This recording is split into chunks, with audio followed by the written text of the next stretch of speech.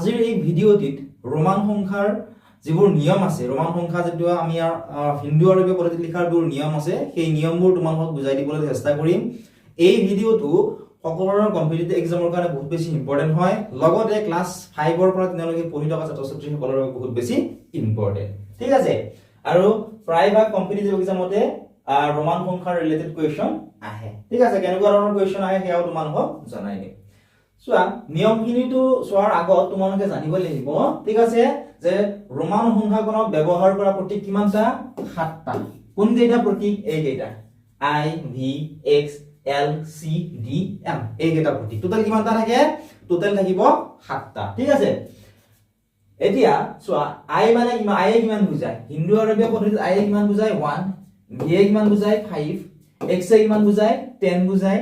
L বুজায় 50, C বুজায় 100, আৰু D মানে হৈছে 500, M মানে হৈছে 1000।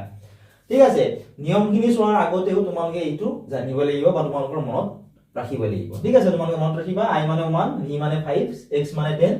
L মানে 50, C মানে 100, D মানে 500, আৰু M মানে হৈছে 1000। এতিয়া আমি নিয়মখিনি চাওঁ। ভিডিঅ'টোৰ শেষত মই তোমালোকক জনাই দিম যে এই নিয়মখিনিৰ PDF সমূহ তোমালোকে ফ্ৰীত ক'ত পাবা। ঠিক আছে, তোমালোকে ভিডিঅ'টো মনোযোগেৰে শেষলৈকে চাই যোৱা। চোৱা, I, X, C, M এই চাৰিটা প্ৰতীক সৰ্বাধিক 3 বাৰ একেৰাহে ব্যৱহাৰ কৰিব পাৰি। ইয়াত যে আছে, চোৱা, ইয়াত থকা এই প্ৰতীক কেইটা, অৰ্থাৎ I, X, C আৰু M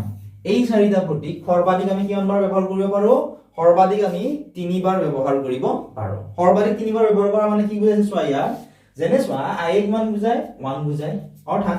I যদি এটা লিখো, এ 1 বুজালে, I দুটা লিখিলে এ কিমান বুজাব? 2, I তিনিটা লিখিলে এ কিমান বুজাব? 3। কিন্তু I যদি আমি চাৰিটা লিখো, এ 4 নুবুজায়, এইটো কি হ'ব? অশুদ্ধ হ'ব। এইটোকে ইয়াতে কৈছে যে এই চাৰিটা প্ৰতীক সৰ্বাধিক আমি 3 বাৰহে একেলগে ব্যৱহাৰ কৰিব পাৰো। কিয়নো 4 টোক আমি কেনেকৈ লিখো? IV মানে কিমান হয়? 4। ঠিক আছে, আশা কৰিছো বুজি পালা। একেধৰণে আন এটা লৈছো, চোৱা, যেনে আমাক ইয়াত দিয়া আছে X কিমান বুজায়? X বুজায় 10। ঠিক আছে, X কিমান বুজায়? 10। দুটা X লিখিলে আমাৰ কিমান হ'ব? 10 + 10 20। তিনিটা X লিখিলে কিমান হ'ব? 10 + 10 10X + X + X, অৰ্থাৎ 10 + 10 + 10 টোটাল কিমান হ'ব? 30। কিন্তু আমি এই X টো 4 বাৰ লিখিব নোৱাৰো। 4 বাৰ লিখিলে এটা X যদি 10 কে থাকে কিমান হ'ব? 40 হ'ব। কিন্তু এনেকৈ আমি লিখিব নোৱাৰো। ঠিক আছে, এইটো কি হ'ব? ইনকাৰেক্ট হ'ব। এইটোকে ইয়াত বুজাইছে যে এই চাৰিটা প্ৰতীক সৰ্বাধিক আমি 3 বাৰহে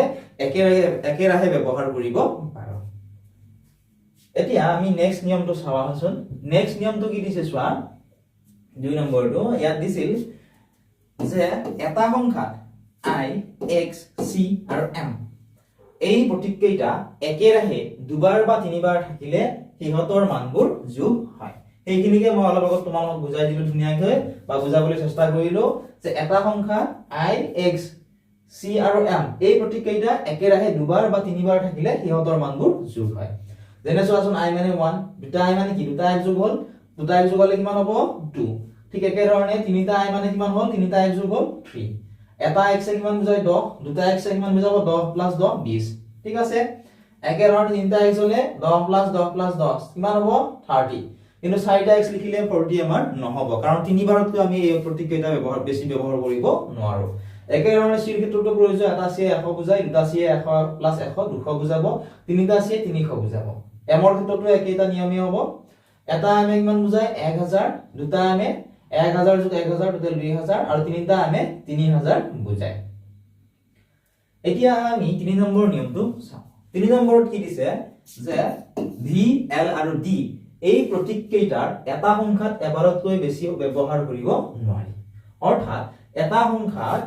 এই প্ৰতীক কেইটাৰ পুনৰাবৃত্তি নহয়। ঠিক আছে, ইয়াত যে দিয়া আছে V, ঠিক আছে, L আৰু D, V, L আৰু D। ঠিক আছে, V, L আৰু D এই তিনিটা প্ৰতীক কি কৰিব নোৱাৰো? আমি এটা সংখ্যাত আমি এবাৰতকৈ বেছি ব্যৱহাৰ কৰিব নোৱাৰো। আৰু এবাৰতকৈ বেছি ব্যৱহাৰ কৰা মানে চোৱা v এ আমাৰ কিমান বুজায় 5 বুজায় হয়নে v এ আমাৰ 5 বুজায় গতিকে আমি দুটা v লিখিলে কিমান হয় দুটা v লিখিলে 10 হয় কিন্তু আমি দুটা v লিখিব নোৱাৰো কিহৰ কাৰণে নোৱাৰো কাৰণ দুটা v যদি লিখিবলৈ 10 হয় আমি জানো x মানেহে কিমান হয় x মানেহে হৈছে 10 গতিকে দুটা v আমি লিখিব নোৱাৰো আমি দুটা v ঠাইত x লিখিব লাগিব x এ কিমান বুজাব 10 বুজাব হ'ব ঠিক একে ধৰণে l l ৰ ক্ষেত্ৰতো চোৱা l মানে কিমান আছিল তোমালোকে চোৱাচোন l মানে কিমান আছিল l মানে আছিল 50 ঠিক আছে l মানে 50 আছিল গতিকে চোৱা l মানে যেহেতু 50 হয় গতিকে l আমি দুটা লিখিব নোৱাৰো ঠিক আছে l আমি l মানে যদি 50 হয় l দুটা লিখিব নোৱাৰো অৰ্থাৎ দুটা l লিখিলে কিমান হয় এনে 100 হয় যদি এটা l 50 বুজায় কিন্তু দুটা l আমি লিখিব নোৱাৰো দুটা l ৰ ঠাইত আমি কি লিখিব লাগিব দুটা l ৰ ঠাইত আমি 100 বুজাবৰ কাৰণে c লিখিব লাগিব ঠিক আছে একে ধৰণে নেক্সট ওয়া d d এ কিমান বুজায় চোৱা d এ বুজায় 500 ঠিক আছে d এ কিমান বুজায় 500 বুজায় গতিকে আমি কি কৰিব নোৱাৰো আমি দুটা দি এনেকে লিখিব নোৱাৰো দুটা দি লিখিলে 1000 নুবুজায় এটো ইনকাৰেক্ট হ'ব ঠিক আছে এটো এনেকে লিখিব আমি নোৱাৰো আমি দুটা দি ঠাইত কি লিখিব লাগিব 1000 বুজাবৰ কাৰণে 1000 বুজাবৰ কাৰণে আমি কি লিখিব লাগিব চোৱা m লিখিবলে লাগিব আশা কৰিছো এই নিয়মটো তোমালোকে বুজি পালা যদি কিবা অসুবিধা হৈছে বা বুজি পোৱা নাই কমেন্ট সেকশনত আমাক জনাবা নেক্সট চাবা 4 নম্বৰ এটা ডাঙৰ অংকৰ খুফালে এটা যদি সৰু অংক থাকে তেতিয়া ডাঙৰ অংকটোৰ মানৰ লগত সৰু অংকটোৰ মান যোগ হয় ঠিক আছে কি কৈছে চোৱা আৰু এবাৰ ৰিপিট কৰি দিছো এটা যদি ডাঙৰ অংকৰ খুফালে এটা সৰু অংক থাকে ঠিক আছে এটা ডাঙৰ অংকৰ খুফালে যদি সৰু অংক থাকে তেতিয়া হলে ডাঙৰ অংকটোৰ যেটো মান আছে সেই মানৰ লগত সৰু অংকটোৰ মান কি কৰা হয় যোগ কৰি দিয়া হয় এতিয়া চোৱা v মানে আমি জানো v মানে কিমান হয় v মানে হৈছে 5 হয়নে গতিকে ভিৰ খুফালে চোৱা ভিৰ কোনটো সাইডত আছে আইটো চোৱা ভিৰ খুফালে আছে ঠিক আছে তে খুফালে থকাটো মানটো কি হয় সৰু হয় হয়নে গতিকে যেহেতু সৰু থাকিলে কি কৰিব লাগিব আমি যোগ কৰি দিব লাগিব অৰ্থাৎ ভিৰ যদি পিছত আই থাকে অৰ্থাৎ ভিতকৈ যদি সৰু মান থকা অংক এটা থাকে তেতিয়া হলে এটো আমি যোগ কৰি লিখিব লাগিব যোগ কৰিলে টোটাল কিমান হ'ব 6 অৰ্থাৎ vi মানে কিমান হ'ব 6 হ'ব ঠিক আছে একে ধৰণে চোৱা এইটো ক্ষেত্ৰত চোৱা x আৰু i x মানে আমি জানো x এ কিমান বুজায় x এ বুজায় 10 হয়নে x ৰ যদি খুফালে ঠিক আছে x ৰ খুফালে অৰ্থাৎ এইটো সাইডত যদি হে সৰু অংক এটা থাকে ঠিক আছে জানে এটা i থাকিলে কিমান বুজাব এটা i থাকিলে 1 বুজালে আৰু এটা যদি i লিখিব পাৰো আমি হয়নে আৰু এটা 1 বুজাব এনেকে x ডবল i মানে কিমান হ'ব 12 হ'ব আশা কৰিছো বুজি পালা অৰ্থাৎ ডাঙৰ অংকৰ খুফালে যদি সৰু অংক থাকে তেতিয়া আমি সৰু অংকটোৰ মান ডাঙৰ অংকটোৰ লগত যোগ কৰি দিব লাগিব এতিয়া নেক্সট 5 নম্বৰ নিয়মটো চাওয়া 5 নম্বৰ নিয়মটো কি দিছে চোৱা 5 নম্বৰ নিয়মটো দিছিল যে চোৱাচোন 5 নম্বৰ নিয়মটো কি দিছে ইয়াত দিছিল যে এটা ডাঙৰ অংকৰ বাওফালে যদি সৰু অংক থাকে তেতিয়া হলে ডাঙৰ অংকটোৰ মানৰ পৰা সৰু অংকটোৰ মান কি কৰিব লাগিব আমি বিয়োগ কৰিবলৈ লাগিব অৰ্থাৎ ধৰি লোৱা v টো এটা ডাঙৰ অংক ঠিক আছে অৰ্থাৎ i তকৈ v টো কি হয় ডাঙৰ হয় ঠিক আছে আমি কি কৰিছিলো ইয়াৰ আগত যেটো নিয়ম আছিল v অৰ্থাৎ ডাঙৰ অংক এটাৰ খুফালে ডাঙৰ অংক এটাৰ খুফালে যদি সৰু অংক এটা থাকে তেতিয়া আমি কি কৰিছিলো যোগ কৰি দিছিলো যেনে 5 + 1 6 কিন্তু যদি ডাঙৰ অংকটোৰ বাওফালে যদি সৰু অংকটো থাকে ঠিক আছে যেনে চোৱা v মানে কিমান বুজায় v মানে 5 বুজায় i মানে 1 বুজায় অৰ্থাৎ পাছত v তকৈ i টো কি হয় সৰু গতিকে মানটো সৰু হয় গতিকে v ৰ যদি বাওফালে যদি সৰু অংক থাকে তেতিয়া আমি কি কৰিব লাগিব v মানে আছিল 5 ৰ পৰা সেই যেটো সৰু অংক আছিল বা সৰু অংক থকা মান যেটো আছিল হেতু আমি বিয়োগ কৰি দিব লাগিব গতিকে 5 - 1 কিমান হৈ গ'ল 4 একে ধৰণে নেক্সট এইটো চোৱা ix টো চোৱাচোন ix যেহেতু x মানে 10 i মানে 9 ওটি x ৰ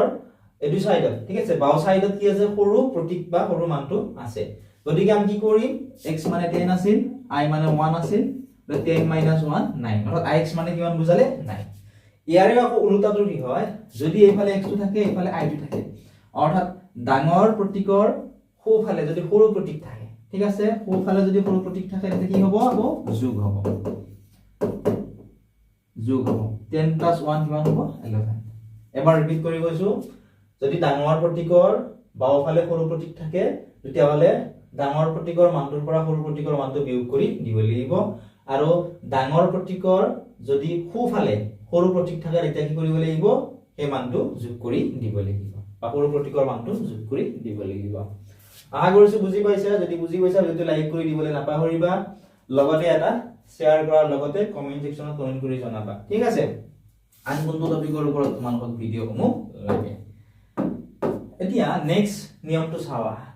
এটা ডাঙৰ অংকৰ বাওঁফালে ভি এল আৰু ডি এই প্ৰতীক কেইটা ভি এল আৰু ডি এই প্ৰতীক কেইটা কেতিয়াও নবহে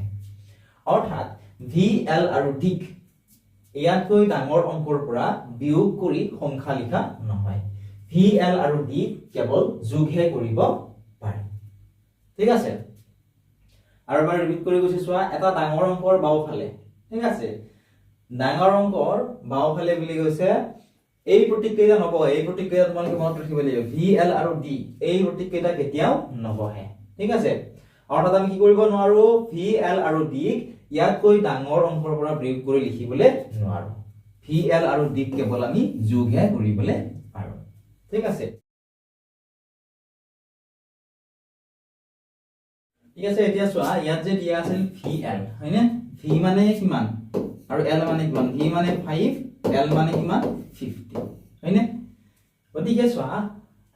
এলৰ কি আছে বাওঁফালে ভি আছে এলৰ কোনটো ফালে ভি টো আছে চোৱা এলৰ বাওঁফালে ভি আছে মনত ৰাখিবা কি কৰিব নোৱাৰো ভি কেতিয়াও ডাঙৰ অংকৰ বাওঁফালে ব্যৱহাৰ কৰিব নোৱাৰো ঠিক আছে ভি কেতিয়াও ডাঙৰ অংকৰ বাওঁফালে ব্যৱহাৰ কৰিব নোৱাৰো অৰ্থাৎ এনেকৈ লিখিলে আমাৰ নৰমালি কিমান হয় আমাৰ নিয়ম আছিল যে ডাঙৰ অংকৰ যদি বাওঁফালে সৰু অংক থাকে তেতিয়া বিয়োগ হয় যেনে 50 ৰ পৰা যদি 5 - 4 কিমান পাম আমি 45 কিন্তু এনেকৈ লিখিলে আমাৰ নহব এটো ইনকাৰেক্ট হ'ব ঠিক আছে একে ধৰণে আমি চোৱা নেক্সট এল দিয়া আছে হয়নে এল টোৰ এইটো সাইডত আমি তেনেকুৱা আমি লিখিব নোৱাৰো অৰ্থাৎ ইয়াতে এনেকুৱা ধৰণে ঠিক আছে ইয়াত চোৱা এল আছে তাৰ পিছত এইটো সাইডত যদি এলত কৈ কিবা ডাঙৰ প্ৰতীক থাকে ঠিক আছে তেতিয়া এইটো সাইডৰ ব্যৱহাৰ নহয় আশা কৰিছো বুজি পালা একে ধৰণে নেক্সট টু চোৱা 7 নম্বৰ নিয়মটো যদি 6 নম্বৰ কিবা প্ৰবলেম পাইছা ৰিপিট কৰি আৰু এবাৰ তোমালোকে চাই লবা তেতিয়া নিশ্চয় ভালদৰে তোমালোকে বুজি পাবা 7 নম্বৰৰ চোৱা ইয়াত এই নম্বৰ নিয়মটো কি দিছে এই নম্বৰ দিছিল যে আইক মাত্ৰ ভি আৰু x ৰ পৰাহে বিয়োগ কৰিব পৰা যায় ঠিক আছে আই মানে কিমান আছিল আই মানে আছিল 1 ভি মানে আছিল 5 ঠিক আছে যে এই যেটো আই অৰ্থাৎ 1 ক আমি ভি আৰু x ৰ পৰা x মানে কিমান আছিল x মানে আছিল 10 অৰ্থাৎ 10 আৰু 5 ৰ পৰা আমি বিয়োগ কৰিব পাৰো যেনে চোৱা iv কিমান দিয়া আছে iv অৰ্থাৎ v টো ডাঙৰ v মান আছিল 5 i মান আছিল 1 ডাঙৰৰ বাওঁফালে সৰু মান আছে ডাঙৰ প্ৰতীকৰ বাওঁফালে সৰু প্ৰতীক গতিকে আমি 5 ৰ পৰা 1 মাইনাস কৰি দিলে কিমান পাম 4 পাম ঠিক আছে অৰ্থাৎ এই যেটো i আছে এই i ক মাত্ৰ v আৰু x ৰ পৰাহে আমি বিয়োগ কৰিব পাৰিম এইটো তোমালোকে মনত ৰাখিব লাগিব যেনে চোৱাচোন ইয়াতে দিয়া আছে চোৱা x ইয়াতে i হয়নে অৰ্থাৎ x ৰ মান কি হয় 10 i মানে কিমান হয় 1 গতিকে ডাঙৰ প্ৰতীকৰ বাওঁফালে যেটো সৰু প্ৰতীক আছে 10 ৰ পৰা 1 মাইনাস হ'ব হলে কিমান হ'ব 9 ঠিক আছে কিন্তু এই 49 টো চোৱাচোন 49 টো যদি আমাক লিখিবলৈ দিয়ে 49 l মানে কিমান হয় l মানে হৈছে 50 l মানে কিমান চোৱা l মানে হৈছে 50 ঠিক আছে l মানে হ'ল 50 আৰু চোৱা i মানে আমি জানো i মানে হৈছে 1 গতিকে আমি যদি এনেকৈ লিখো চোৱা l আৰু এফালে i কাৰণ ডাঙৰ প্ৰতীকৰ বাওঁফালে যদি সৰু প্ৰতীক থাকে তেতিয়া আমি নিয়ম পাইছিলো যে কি হয় মাইনাস কৰিব পাৰো কিন্তু এনেকৈ যদি মাইনাস কৰি দিও যেনে 50 ৰ পৰা যদি 1 মাইনাস কৰি দিও তেতিয়া হলে 49 পাম কিন্তু এনেকৈ আমি লিখিব নোৱাৰো কাৰণ আমাৰ নিয়ম দিয়া আছে যে i ক অৰ্থাৎ 1 ক ঠিক আছে মাত্ৰ v আৰু x ৰ পৰা আমি বিয়োগ কৰিব পাৰো ইয়াত যে l আছে l ৰ কাৰণে আমি বিয়োগ কৰিব হ'ব আশা কৰিছো এইখিনিলৈকে তোমালোকে ধুনীয়াকৈ বুজি পালা ঠিক আছে এতিয়া পৰীক্ষাত কেনেকুৱা ধৰণৰ প্ৰশ্ন আহে তোমালোকক এটা মই দেখাই দিছো তাৰ পিছত আকৌ নিয়মখিনি পৰা বুজাই দিবলৈ চেষ্টা কৰিম পৰীক্ষাত চোৱা CD Roman numerical how to write ACD in numbers ঠিক আছে CD হৈছে এটো ৰোমান সংখ্যা দিয়া আছে CD আৰু এই CD আমি নাম্বাৰত কেনেকৈ লিখিম ভাৰতীয় পদ্ধতি মতে কেনেকৈ লিখিম বুজিছা এতিয়া চোৱা যিহেতু ইয়াত কিমান দিছে CD দিছে হয়নে C কিমান দিছে D C এ কিমান বুজায় C এ বুজায় 100 D এ কিমান বুজায় D এ বুজায় 500 যেহেতু তোমালোকে চোৱাচোন এনেকৈ দিয়া আছে CD দিয়া আছে হয়নে গতিকে ইয়াত কি কৰিছে এই D মানটো ডাঙৰ আৰু ডাঙৰ প্ৰতীকৰ বাওফালে কি আছে সৰু প্ৰতীক আছে আৰু ডাঙৰ প্ৰতীকৰ বাওফালে সৰু প্ৰতীক আছে আৰু D ৰ বাওফালে C আছে হয়নে গতিকে ইয়াত কি কৰিছে চোৱা এই 500 ৰ পৰা D ৰ মানে 500 আছিল 500 ৰ পৰা 100 টো মাইনাস কৰি দিছে দিয়াৰ ফলত 400 পাইছে গতিকে অপচন নম্বৰ বি কাৰেক্ট হৈছে 400 এনে ধৰণে তোমালোকৰ পৰীক্ষা প্ৰশ্নসমূহ আহিব গতিকে নিয়মসমূহ জানিবই লাগিব যদি ৰোমান সংখ্যা ৰিলেটেড কোৱেশ্চন তোমালোকে পৰীক্ষাত সলভ কৰিব বিচৰা ঠিক আছে আশা কৰিছো বুজি পালা এতিয়া নেক্সট 7 ৰ b2 চাও আহা b2 কি দিছে চোৱা x ক মাত্ৰ l আৰু c ৰ পৰা আমি বিয়োগ কৰিব পাৰো x মানে কিমান আছিল চোৱা x মানে আছিল 10 হয়নে এই 10 টো আমি কেৱল কিহৰ পৰা বিয়োগ কৰিব পাৰিম l আৰু c ৰ পৰা আমি বিয়োগ কৰিব পাৰিম 10 ক মাত্ৰ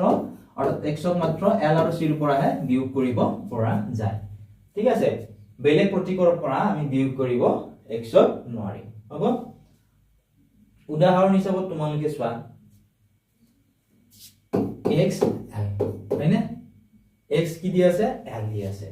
xl মানে কিমান লিখিব পাৰো আমি চোৱা l মানে কিমান আছিল 50 x মানে আছিল 10 গতিকে ডাঙৰ প্ৰতীকৰ বাওফালে যেহেতু সৰু প্ৰতীক আছে বিয়োগ কৰি দিলে হৈ গ'ল অৰ্থাৎ xl মানে হ'ব 40 ঠিক আছে xl মানে কিমান হৈ গ'ল 40 গতিকে l আৰু c ৰ পৰা আমি x ক বিয়োগ কৰিব পাৰিম এইটো মনত ৰাখিবা আৰু i ক মাত্ৰ v আৰু x ৰ পৰা বিয়োগ কৰিব পাৰিম বেলেগ প্ৰতীকৰ পৰা আমি বিয়োগ কৰিব নোৱাৰো ঠিক আছে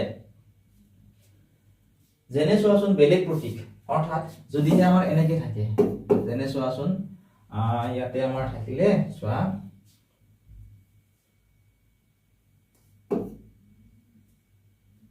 ইয়াত ধৰা m থাকিল ইয়াত x থাকিল m মানে কিমান আছিল m মানে আছিল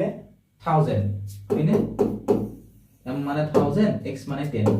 ডাঙৰ প্ৰতীকৰ বাওফালে সৰু প্ৰতীক আছে মাইনাস কৰি দিলেই হ'ব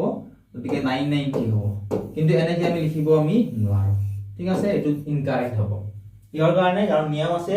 যে x ক মাত্ৰ l আৰু c ৰ পৰা আমি বিয়োগ কৰিবলৈ পাৰিম হ'ব এতিয়া আহা নেক্সট টু চাও অৰ্থাৎ ইয়াৰে c নম্বৰ নিয়মটো c নম্বৰ নিয়মটো কি চোৱা c নম্বৰ নিয়মটো হৈছে যে যেটো আমাৰ c প্ৰতীক আছে ঠিক আছে এই c প্ৰতীকটোক d আৰু m ৰ পৰা আমি বিয়োগ কৰিব পাৰিম ঠিক আছে c প্ৰতীকটোক d আৰু m ৰ পৰা বিয়োগ কৰিব পাৰি c মানে কিমান আছিল চোৱা c মানে আছিল কিমান 100 আছিল d মানে কিমান আছিল d মানে কিমান আছিল d মানে আছিল 500 হয়নে আৰু m মানে কিমান আছিল m মানে হৈছিল 1000 গতিকে এই যেটো c প্ৰতীক আছে ইয়াক কেৱল d আৰু m ৰ পৰা বিয়োগ কৰিব পাৰো বেলেগৰ পৰা আমি বিয়োগ কৰিব নোৱাৰো যেনে চোৱা cd ঠিক আছে cd অলপ আগত মই তোমালোকক কোৱেশ্চন কেনেকৈ আহিছিল দেখাই দিলো cd ঠিক আছে cd মানে কিমান হয় চোৱা বাইটো কৰি দিলো যেটো আগত সেইটো বুজালো cm m মানে কিমান আছিল 1000 আছিল c মানে কিমান আছিল 100 আছিল মাইনাস কিয় কৰিলো কাৰণ ডাঙৰ প্ৰতীকৰ বাওফালে সৰু প্ৰতীক আছে এইকাৰণে মাইনাস কৰিলো তো মাইনাস কৰিলে আমি কিমান পাম 900 আমি পাম হ'ব তো মনত ৰাখিবা c যেটো প্ৰতীক আছে কেৱল d আৰু m ৰ পৰা বিয়োগ কৰিব পাৰি এতিয়া নেক্সট নিয়মটো চাওয়া এতিয়া নেক্সট নিয়মটো চোৱা তোমালোকে 8 নম্বৰ নিয়মটো কি দিছিলে আমাক চোৱা ইয়াত দিছিল আমাক নিয়মটো যে ডাঙৰ অংক এটাৰ বাওফালে সৰু অংক এটাহে বহিব পাৰে ঠিক আছে ডাঙৰ অংক এটাৰ বাওফালে সৰু অংক কি কৰিব পাৰে এটাহে বহিব পাৰে অৰ্থাৎ এটা ডাঙৰ অংকৰ পৰা এটা সৰু অংকৰ মান দুবাৰ বিয়োগ কৰিব আমি নোৱাৰো যেনে চোৱা উদাহৰণ হিচাপত চোৱা x মানে হৈছে 10 হয়নে x ৰ বাওঁফালে যদি সৰু এটা প্ৰতীক লওঁ i ললো বাওঁফালে থাকিলে নিয়ম মতে কি কৰিব লাগে বিয়োগ কৰিব লাগে গতিকে বিয়োগ কৰিলে কিমান হ'ব 9 হ'ব কিন্তু ইয়াত যদি আৰু এটা i লিখো তেতিয়া হলে কিন্তু ইয়াত দুটা 1 মাইনাস নহয় অৰ্থাৎ এনেকে লিখিলে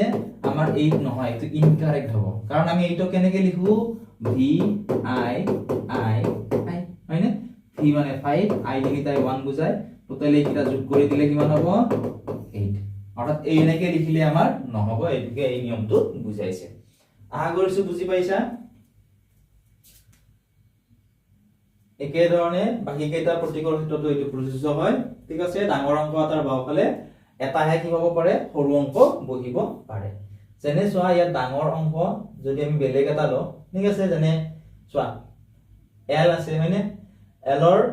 এইটো সাইডত ঠিক আছে যেনে চোৱা মই এইটো বুজাই দিছো এবাৰ x ইয়াত কিমান আছে চোৱা x আছে হয়নে x নহয় মই l টো ললো l l এ কিমান বুজায় 50 তে l ত কৈ সৰু কি আছে x আছে x আমি ইয়াত এটাহে ব্যৱহাৰ কৰিব পাৰিম এটা ব্যৱহাৰ কৰিলে কিমান হ'ব 50 10 40 কিন্তু আমি ইয়াত দুটা l আমি x ব্যৱহাৰ কৰিব আমি নোৱাৰো দুটা x ব্যৱহাৰ যদি ব্যৱহাৰ কৰিলো হেতেন তেতিয়া কেনেকুৱা ধৰণৰ হলহেতেন চোৱা তেতিয়া চোৱা 50 10 10 অৰ্থাৎ 10 10 দুটা দিন মাইনাস হলো ইয়াত কিমান হ'ব 30 এনেকে লিখিলে কিন্তু এটো ভুল হ'ব কিহৰ কাৰণে কাৰণ আমি 30 টো কেনেকে লিখো তিনিটা x লিখিলে 30 হৈ যায় কাৰণ প্ৰত্যেকটো x এ কিমান বুজায় 10 বুজায় গতিকে 30 হৈ গ'ল আগৰসু বুজি পালা ধুনিয়াকৈ যদি বুজি পাইছা আমাৰ অন্য ভিডিওসমূহ তোমালোকে চাবলৈ নাপাহৰিবা ঠিক আছে এতিয়া আমি নেক্সট 9 নম্বৰ নিয়মটো চাও 9 নম্বৰ নিয়মটো কি দিছে চোৱা ইয়াত দিছে যে দুটা অংকৰ মাজত এটা যদি সৰু অংক থাকে ঠিক আছে তেতিয়া হলে সোঁফালৰ ডাঙৰ অংকটোৰ মানৰ পৰা মাজৰ সৰু অংকটোৰ মান বিয়োগ কৰা হয় ইয়াত কি হৈছে চোৱা দুটা অংকৰ মাজত এটা যদি সৰু অংক থাকে যেনে চোৱা দুটা ডাঙৰ অংক তেনে চোৱা আমি x ললো এই দুটা ডাঙৰ অংক এই দুটা ডাঙৰ অংকৰ মাজত ঠিক আছে যদি এটা কি থাকে সৰু অংক থাকে অৰ্থাৎ ইয়াত ধৰা সৰু অংক এটা থাকে তেতিয়া আমি কি কৰিব লাগিব তেতিয়া সোঁফালৰ যে ডাঙৰ অংক আছে সোঁফালে কোনটো আছে সোঁফালৰ ডাঙৰ অংক কোনটো সোঁফালৰ ডাঙৰ অংক হৈছে এইটো ঠিক আছে সোঁফালৰ ডাঙৰ অংক কোনটো এইটো গতিকে এই সোঁফালৰ ডাঙৰ অংকটোৰ মানৰ পৰা মাজৰ যেটো সৰু অংক আছে এইটো আমি কি কৰিব লাগিব বিয়োগ কৰিব লাগিব অৰ্থাৎ xi x যদি থাকে তেতিয়া হলে ইয়াতে কিমান হ'ব এইটো x এনে ধৰণে থাকিব অৰ্থাৎ 10 হ'ব ঠিক আছে তাৰ পিছত কি কৰিব লাগিব এইটোৰ যেটো বাওঁফালে সৰু অংক আছে ঠিক আছে অৰ্থাৎ সোঁফালে যেটো ডাঙৰ অংক আছে ঠিক আছে অৰ্থাৎ এইটো ডাঙৰ সোঁফালে থকা ইয়াৰ পৰা এই সৰু মানটো আমি কি কৰিব লাগিব বিয়োগ কৰি দিব লাগিব অৰ্থাৎ 10 10 1 গতিকে 10 10 1 কিমান হ'ব 9 10 1 9 হলে কিমান 10 9 কিমান হ'ব 19 এনা ধৰণে আমি উলিয়াবলে লাগিব একে ধৰণে নেক্সট যদি আমি অন্য এটা চাও যেনে চোৱা এইটো চালো xiv হয়নে v এ কিমান বুজায় 5 i এ বুজায় 1 x এ বুজায় 10 অৰ্থাৎ আয়ত কৈ দুটাই মান কি হয় বা দুটাই প্ৰতীক কি হয় ডাঙৰ হয় গতিকে যেহেতু ডাঙৰ হ'ল প্ৰতীক দুটা এতিয়া আমি কোনটোৰ পৰা এই i টো বিয়োগ কৰিম আমি এই i টোৰ সোঁফালে যেটো প্ৰতীক আছে সোঁফালে কিমান আছে 5 আছে এই 5 ৰ পৰাহে যেটো i আছে i ৰ মানটো আমি কি কৰিম বিয়োগ কৰি দিম চাবা এতিয়া x মানে 10 আছিল প্লাস v মানে 5 আছিল i মানে 1 আছিল 5 1 অৰ্থাৎ 10 প্লাস 5 1 কিমান হ'ব 4 তো 10 প্লাস 4 কিমান হ'ব টোটাল 14 হ'ব আশা কৰিছো ধুনীয়াকৈ বুজি পালা এতিয়া চোৱা পৰীক্ষা এইটো কোৱেশ্চন এইটোৰ নিয়মৰ ৰিলেটেড কোৱেশ্চন প্ৰায় পৰীক্ষাত আহি থাকে ঠিক আছে সকলোৰ পৰীক্ষাত এইটো নিয়ম প্ৰায় ৰিলেটেড কোৱেশ্চন প্ৰায় আহে এই নিয়মটো বহুত বেছি ইম্পৰ্টেন্ট হয় নিয়মটো চোৱাচোন কি দিয়া আছে যদি কোনো এটা সংখ্যাৰ ওপৰত এই আজদাল দিয়া থাকে তেতিয়া হলে ইয়াৰ মান কিমান গুণ বাঢ়ি যায় 1000 গুণ বাঢ়ি যায় ঠিক আছে মনত ৰাখিবা যদি কোনো এটা সংখ্যাৰ ওপৰত এই আঁচডাল দিয়াই থাকে তেতিয়া হলে তাৰ মানটো 1000 গুণ বাঢ়ি যায় অৰ্থাৎ যেনে চোৱা আমি v মানে আমি নৰমালি জানো 5 হয়নে কিন্তু ইয়াৰ ওপৰত যদি আমি এনেকৈ আঁচডাল দি দিও ইয়াৰ মানটো কিমান গুণ বাঢ়ি যাব 1000 গুণ বাঢ়ি যাব অৰ্থাৎ 5 into 1 5 তিনটা 0 আছে তিনটা 0 দি দিয়া অৰ্থাৎ এই 5 ৰ 8 টকা মানে কিমান বুজাইছে 5000 বুজাইছে হ'ব একে ধৰণে নেক্সট টু তোমালোকে চোৱাচোন নেক্সট আমি ধৰিবা L2 ললো বা C2 লব পাৰো C2 ললো চোৱা C মানে কিমান হয় C মানে হৈছে 100 ইয়াৰ ওপৰত যদি আঁচডাল দিও আঁচডাল দিয়াৰ লগে লগে ইয়াৰ মানটো 1000 গুণ বাঢ়ি যাব 1000 গুণ বাঢ়ি যোৱাৰ লগে লগে ইয়াৰ পূৰণফলটো কিমান হ'ব বা এই প্ৰত্যেকটোৰ মান কিমান হ'ব চোৱা 1 into 1 1 ইয়াৰ দুটা 0 আছে দুটা 0 দিয়া ইয়াৰ তিনিটা 0 আছে তিনিটা 0 দিয়া হৰতে পদ্ধতি মতে কমা ব্যৱহাৰ কৰা ঠিক আছে ওতে কিমান পালো c ৰ ওপৰত আঁচডাল দিয়ালৈ 1000 গুণ বাঢ়ি গল আৰু c ৰ ওপৰত আঁচডাল দিয়ালৈ ইয়াৰ মানটো কিমান হৈ গল 1 লাখ হৈ গল হ'ব আশা কৰিছো ধুনীয়াকৈ তোমালোকে বুজি পালা নেক্সট ইয়াতে মনত ৰখাৰ কিছু কথা আমাক দিছে এইখিনি পঢ়ুৱা আচোন কি দিছে আমাক দিছিল যে মনত ৰাখিবা যে ৰোমান সংখ্যাঙ্কন পদ্ধতিত শূন্যক বুজাবলৈ কোনো প্ৰতীক নাই অৰ্থাৎ জিৰ'ক বুজাবলৈ কোনো ধৰণৰ প্ৰতীক ৰোমান সংখ্যাঙ্কন পদ্ধতিত নাই এই পদ্ধতিত স্থান মানৰ ধাৰণা নাই তোমালোকে যে ভাৰতীয় পদ্ধতিত যিবোৰ স্থান মান আছে হয়নে তোমালোকে পাইছিলা যিসকল ক্লাছ 5 6 ত বা 7 ত এতিয়াও পঢ়ি আছা তোমালোকে নিশ্চয় তোমাৰ কিতাপত আছে তোমালোকৰ ঠিক আছে স্থান মান আৰু নিজা মান গতিকে ইয়াত কিন্তু এই পদ্ধতিত ৰোমান সংখ্যাঙ্কন পদ্ধতিত এই স্থান মানৰ কোনো ধৰণৰ ধাৰণা নাই সেই কাৰণে বহু বেছি ডাঙৰ সংখ্যা লিখিবলৈ এই পদ্ধতিত কি হয় অসুবিধা হয় মানে বহুত বেছি ডাঙৰ সংখ্যা আমি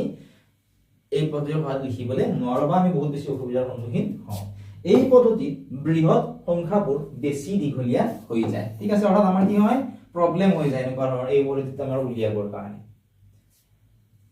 শিপিটিৰ তালিকাত 1 ৰ পৰা 50 লৈ সংখ্যাবোৰ ৰোমান সংখ্যাঙ্কন পদ্ধতিত দিয়া আছে চোৱা এই তালিকাখনত যদি তোমালোকে বিচৰা বা তোমালোক লাগে তোমালোকে ধুনীয়াকৈ এইখিনি লিখি লোৱা